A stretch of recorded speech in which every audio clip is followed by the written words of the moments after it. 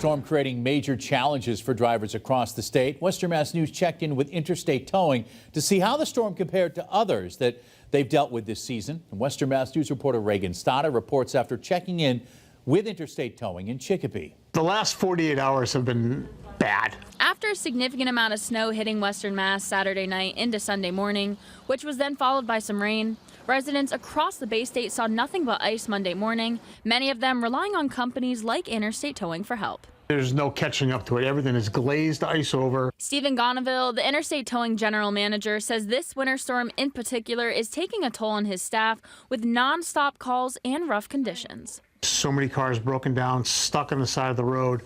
The winch outs, it just doesn't stop. Interstate Towing tells us that they also have to watch out for how the weather impacts their equipment, especially with these icy conditions. It wears on it. This morning we have a numerous list of things over the weekend that, frozen winch line, or this is stuck or that's stuck. Interstate Towing is not just working with the locals in the area, but also working with the state police and local police. They tell us that after a long weekend like this one, they also run into the problem where people need their cars towed, but their driveways have not been treated. A lot of times we're going to a scene and we look and the car's buried and, nothing's treated. We can't even back a truck in the driveway.